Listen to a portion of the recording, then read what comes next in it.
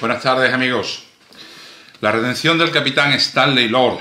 Algunos pensaréis, joder, qué título más raro ha escogido Fernando para titular este videoblog, ¿no? No creáis, le va como anillo al dedo. Vamos a ir por partes. ¿Quién era el capitán Stanley Lord? Stanley Lord era el capitán del transatlántico mixto Californian. El Californian era el barco que se supone estaba muy cerca del Titanic cuando se estaba hundiendo y no acudió al rescate de los náufragos, a pesar de que estaba viendo al Titanic. Se supone que estaba viendo al Titanic, y desde el Titanic se estaba viendo al Californian, se supone, porque como veremos en sucesivos videoblogs, la cosa no está nada clara. Tenéis que comprender una cosa para entender esta situación. Ya cuando se inicia la investigación inglesa sobre el hundimiento del Titanic, había mucha gente en la sociedad inglesa que estaba convencida de que nunca se iba a saber con certeza qué fue lo que ocurrió en aquella noche del 14 al 15 de abril de 1912. Había muerto demasiada gente, se había perdido demasiado dinero y sobre todo había demasiados nombres ilustres involucrados en la tragedia, como para que los límites de lo que realmente había sucedido quedaran claramente definidos. A Stanley Lord, al capitán Stanley Lord, se le intentó responsabilizar de la muerte de los 1.500 pasajeros y tripulantes del Titanic que murieron en aquella noche de una forma injusta, realmente injusta.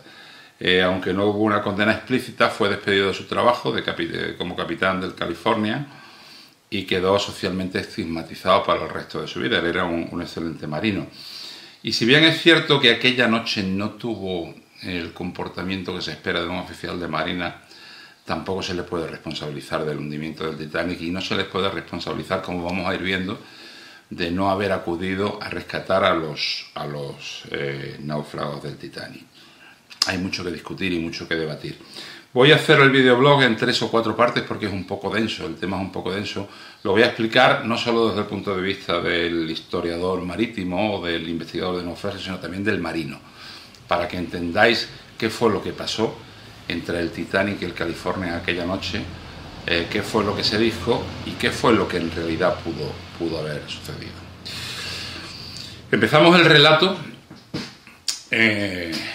sobre las 10:15 de aquel domingo 14 de abril de 1912.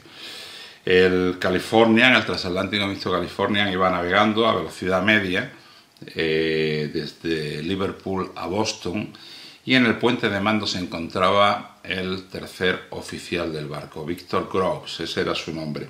Aclaro que en los barcos mercantes las guardias se realizan en 3 turnos, de 8 de la tarde a 12 de la noche y de 8 de la mañana a 12 de la mañana, que las lleva el tercer oficial, de 12 de la mañana a 12 de la noche a 4 de la madrugada a 4 de la tarde, que las realiza el segundo oficial, y la de 4 de la madrugada a 4 de la tarde a 8, que las realiza el primer oficial. En este caso estaba de guardia Charles Victor Groves, el tercer oficial del California.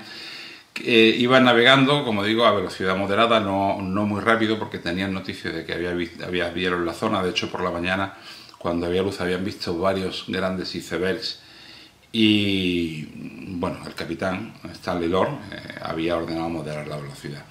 En un momento dado, Groves, el tercer oficial, distingue algo que flota en el mar y se asoma desde la bacalata, desde el alerón del California, para ver qué es lo que es. Al principio le parecieron, más tarde declararía en la investigación inglesa, que le parecieron una manada de delfines.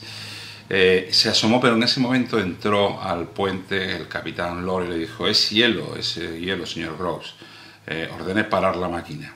Evidentemente, Groves salió disparado hacia el telégrafo de órdenes. El telégrafo de órdenes, lo habréis visto muchas veces en las películas, es ese instrumento que tiene 2 palancas, un círculo grande donde van marcados todas las órdenes, y 2 palancas con las cuales se envían las órdenes a la sala de máquinas.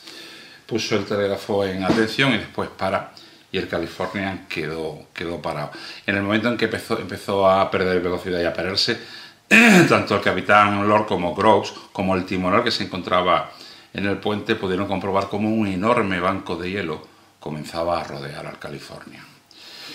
El capitán Lord le comunicó al tercer oficial que no iban a seguir la marcha hasta que no amaneciera, que no se fiaba de seguir navegando en esas condiciones y que iba a estar durmiendo abajo en la sala de derrotas, que si hubiera cualquier cosa que por favor le avisara. El capitán Lord abandonó el puente y Groves se quedó en el puente de mando. El capitán Lord, cuando había algún tipo de problema, en vez de dormir en su camarote, dormía en la sala de derrota, que estaba ubicada en el California, justo debajo del puente. En aquella época, los puentes de mando de los barcos no son como los que conocemos ahora, sino que eran puentes descubiertos, al aire libre. Tenían el timón, tenían los telégrafos y tenían una serie de instrumentos para navegar y poco más, ¿verdad? Hay un cacharro que todavía sigue existiendo, que es el tubo acústico. El tubo acústico no es más que un tubo con una boquilla en los dos extremos, por la cual se le habla al capitán desde el puente cuando está en su camarote, cuando está, como en este caso, en el cuarto de derrota. El capitán Lord bajó abajo al cuarto de derrota y parece que se acostó en el sofá que había en el cuarto de derrota, mientras que Groves, el tercer oficial, quedó en el puente de mando del California a la espera de terminar su guardia a las 12 de la noche. En torno a las 11 de la noche aproximadamente, Groves ve al sureste de la posición en la que se encontraban las luces de un gran vapor que se aproximaban y que iba navegando con rumbo oeste aproximadamente. Cogió los prismáticos y estuvo contemplando aquel barco con ayuda de los prismáticos y llegó a la conclusión de que se trataba de un gran transatlántico, de un transatlántico de gran porte. Abajo, en la sala de derrota, el capitán Lord, de vez en cuando, como buen marino que era, de vez en cuando se levantaba y comprobaba cómo estaban las cosas con sus prismáticos. Daos cuenta de que el tercer oficial pues era un oficial todavía con poca experiencia, no era un oficial que acababa, digamos, de empezar a navegar, y el capitán pues le gustaba al hombre comprobar la situación. Y también sobre esa hora, sobre las 11 de la noche, ve al transatlántico. Lo que pasa es que él piensa que se trata de un mercante de grandes dimensiones, de un gran buque mercante. En torno a las 11:40, a las 12 menos 20 de la noche, Groves observa cómo el mercante se detiene y apaga, el barco que estaba viendo se detiene y apaga la mayor parte de sus luces. Recuerda que en los transatlánticos, porque él había navegado también en grandes transatlánticos, había una costumbre que era cuando se iba acercando a la medianoche se iban apagando luces de los distintos salones para invitar un poco a la gente a que se fuera a dormir y que la tripulación pudiera descansar. Groves informa al capitán, ya le había informado del avistamiento de aquel barco, y ahora le informa de que el barco parece haberse detenido y haber apagado gran parte de sus luces. El capitán Lord sube al puente de mando y mantiene una pequeña conversación con el joven tercer oficial. Le dice que en su opinión no es un transatlántico, sino que es un mercante de grandes dimensiones. Tienen un cambio de impresiones. Parece ser que, a pesar de que este hombre del capitán Lord era un tipo muy rígido y muy... parece ser que le gustaba, que le caía bien el tercer oficial porque era un chaval con mucha iniciativa, que no tenía reparos en manifestar su opinión y demás, ¿no? A las 12 de la noche entra de guardia el segundo oficial del California, que ya era un piloto con mucha más experiencia, Stone, acompañado del agregado, el alumno de náutica. El alumno de náutica es el estudiante que va a bordo, un oficial que va haciendo sus prácticas profesionales.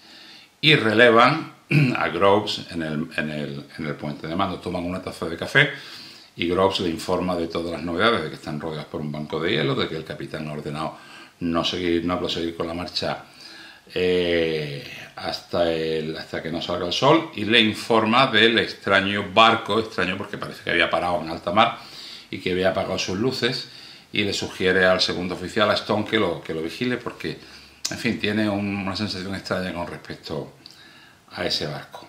Y aquí lo dejo por hoy. En sucesivos días, ya os digo, seguiremos desarrollando esta historia, que es un poco compleja.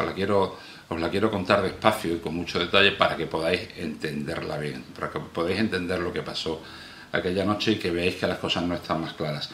Mañana es 14 de abril, mañana se cumple 108 años de la colisión contra el iceberg. Pasado mañana, en la madrugada de pasar, ya sabéis que el Titanic chocó contra el iceberg a las 11:40 y se hundió a las 2:20 de la mañana del día siguiente, del día 15.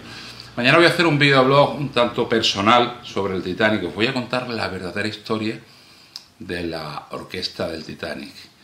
8 de los hombres más valientes de los que yo nunca he oído hablar y que murieron tocando música en la cubierta de un barco que se hundía, ¿no? Mañana os voy a contar cómo eran, quiénes eran, qué fue lo que tocaron y qué no fue lo que tocaron, qué fue lo que sabemos en definitiva sobre la orquesta del Titanic.